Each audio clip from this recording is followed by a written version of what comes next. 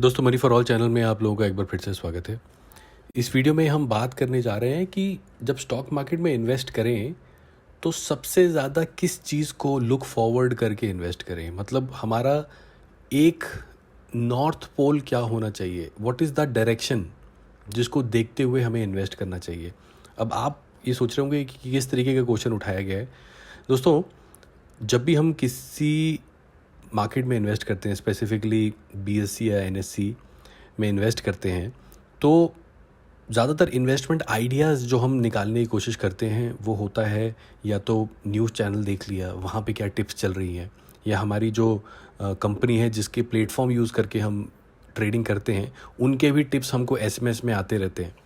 और उनके जब भी आप वेबसाइट पे लॉगिन करें तो वो आपको बाय और सेल की कैटेगरीज दिखाते रहते हैं, लॉन्ग टर्म इन्वेस्टमेंट की कैटेगरी दिखाते रहते हैं और दिखाते हैं कि 5 साल में कितना रिटर्न एक्सपेक्टेड है इस कंपनी में इन्वेस्ट करके। और उनकी ख़ास तौर पे उनकी पूरी रिपोर्ट भी होती है कि किस बेसिस पे वो बोल रहे हैं। बट क्या ये सही तरीका है किसी भी मार्केट में कंपनियां पिक करने का? ये तरीका सही है कि हम मीडिया में जाके चेक करें कि वहाँ पे जो स्पेशलिस्ट हैं, ख़ास तौर पे 20-30 साल पुराने, वो जो बता रहे हैं उनको देख के इन्वेस्ट करें, या फिर जो हमारा ब्रोकर और प्लेटफॉर्म जिसका हम यूज़ कर रहे हैं वो जो टिप्स बता रहे हैं उसको इन्वेस्ट करें? बेसिक आइडिया आना कहाँ से चाहिए? तो क्या सुनी सुनाई बातें होनी चाहिए कि हमारे पास खुद का कुछ मंत्र होना चाहिए? मैं तो बोलता हूँ कि जो मैं भी वीडियोस आपको दिखा रहा हूँ कि यहाँ पे इन्वेस्ट करें कि नहीं करें, मैं भी आपको एक तरीके से आपके सामने एक आइडिया प्रेजेंट कर रहा हूँ और आपको एक पिच कर रहा हूँ। मेरी तरह और भी चैनल्स हैं, आप यू देखते होंगे, वो भी आपको डेली बेसिस पे बताते होंगे ये कंपनी अच्छी है, कंपनी अच्छी है। तो what should be your thumb rule? ये आपने अपने आसपास की आवाज़ें तो सुन ली, हमारी आवाज़ें हैं, मीडिया की आवाज़ें हैं, अपने ब्रोकर की आवाज़ें हैं, बट आपको कौन सी आवाज़ फॉलो करनी है?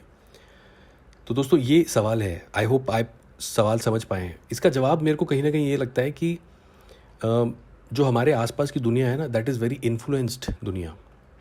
मीडिया चैनल्स जो हैं, हम सबको पता है, they are known to run paid promotion. इसमें कोई बहुत बड़ा सरप्राइज़ नहीं है कि कंपनियां उनको अप्रोच करती हों, बिकॉज वो 24 आवर्स के चैनल हैं।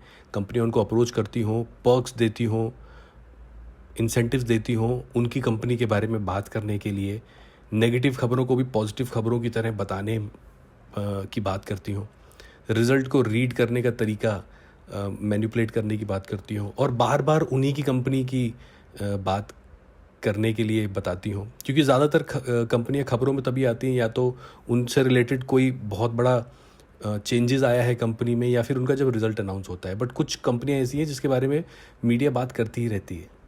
दूसरा, कोई ये भी बहुत बड़ी बात नहीं है कि जो आपका ब्रोकर है, जब वो आपको कोई स्टॉक खरीदने को बोल रहा है, वो भी इन्फ्लुएंस्ड हो सकता है उस कंपनी की तरफ से कि यार हमारे इतने स्टॉक्स बिकवा दो, इतने अनसोल्ड इन्वेंट्री पड़ी है हमारे स्टॉक्स की, can you help us sell it, हम आपको इतनी कमीशंस देंगे।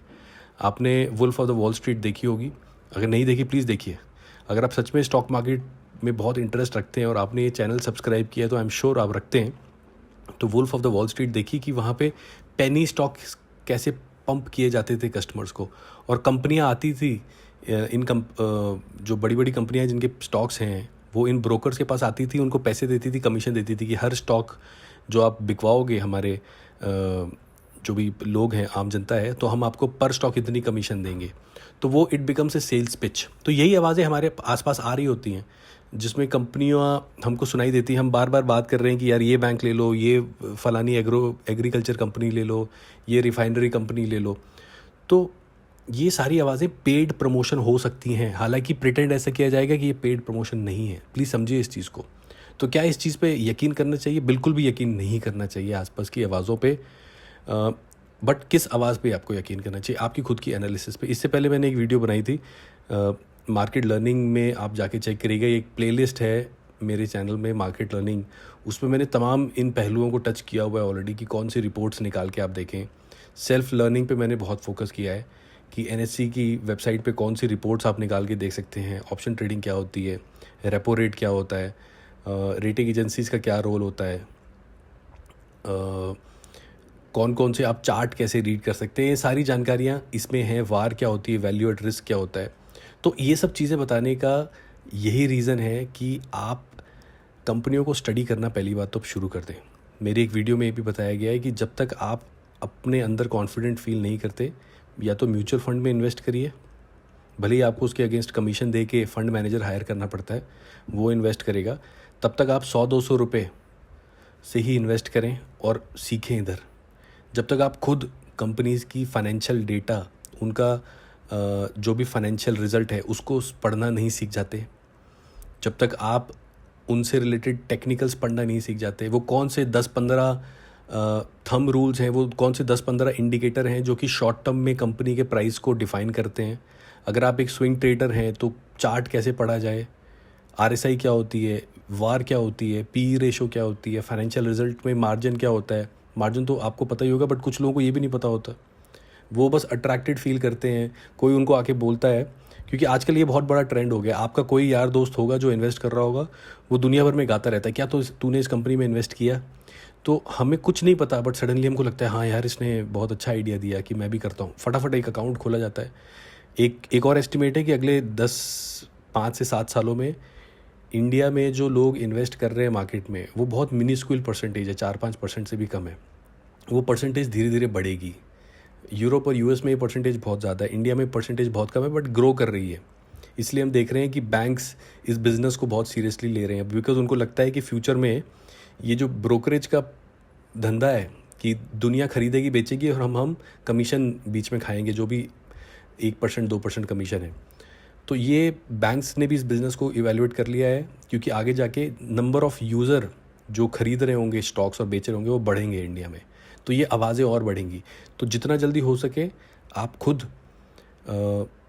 कंपनीज़ की बैलेंस शीट, कंपनी के परफॉर्मेंस रिजल्ट्स, उनका जब कॉर्पोरेट गवर्नेंस, जब भी उनका CEO या MD आके कुछ बोल रहा है मीडिया पे, वो कितना सच्चा है झूठा है, उनके रिजल्ट पे जाके आप देख सकते हैं, क्योंकि वो लोग तो आके अपनी पब्लिसिटी करेंगे। येस बैंक के केस में यही हुआ। पिछले पूरे साल MD CEO आके झूठ बोलते रहे मीडिया में कि होने वाला है, एवरीथिंग इज़ गुड, जबकि अंदर कुछ और था। उससे पहले उनके जो फाउंडर थे वो और भी झूठ बोल रहे थे। तो ये सब चीज़ें आपको कंपनी की बैलेंस शीट में, उनकी रिजल्ट्स में दिख जाती हैं, राइट। बैंकों में क्या क्या चीज़ें देखनी है कि कासा बढ़ रहा है कि नहीं, प्रोविजनिंग बढ़ रही है कि नहीं, बैड लोन्स का क्या है, ये सब चीज़ें आपको पढ़नी है। ये सब पढ़ने के बाद आपका डिसीजन होगा। एक थंब रूल बनाइए, मैं एक वीडियो और बनाऊंगा कि वो कौन कौन से 10-15 इंडिकेटर होने चाहिए जिनको देखने के बाद ही आप किसी भी कंपनी में इन्वेस्ट करें। हाँ, कंपनी का नाम आप ज़रूर सुन सकते हैं आसपास से कि कोई बोल रहा है यार इसमें इन्वेस्ट कर लो, इस बैंक में इन्वेस्ट कर लो, तो आपको उस बैंक का नाम मिल गया, बट स्टडी आपकी खुद की होनी चाहिए। फिर शॉर्ट टर्म इन्वेस्ट करना है कि लॉन्ग टर्म इन्वेस्ट करना है, ये डिसीजन भी आप ही का होना चाहिए। तो आई होप दोस्तों मैं आपको इस सवाल का जवाब दे पाया कि वो कौन सा डायरेक्शनल बात होनी चाहिए जो डिसाइड करे कि आप किसी कंपनी में इन्वेस्ट करेंगे कि नहीं। वो आपके आसपास की आवाज़ें नहीं होनी चाहिए, वो आपके द्वारा की गई सेल्फ स्टडी ही होनी चाहिए। और जब तक आप सेल्फ स्टडी नहीं कर रहे तब तक आप बेटर है म्यूचुअल फंड्स में इन्वेस्ट करें, या फिर आप सेविंग्स अकाउंट में पैसा रखें, 7% इंटरेस्ट ले लें आप उस पर, वो आपको ज़्यादा कमाई करके देगा। तो आई होप दोस्तों आपको ये टॉपिक समझ में आया जो मैं बोलना चाह रहा हूँ। कुछ लोगों के शायद सर के ऊपर से जाए, बट आई एम श्योर 99.9% लोगों को ये बात समझ में आएगी मैं क्या बोलना चाह रहा हूँ। तो इसी मैसेज के साथ I will wind up the video.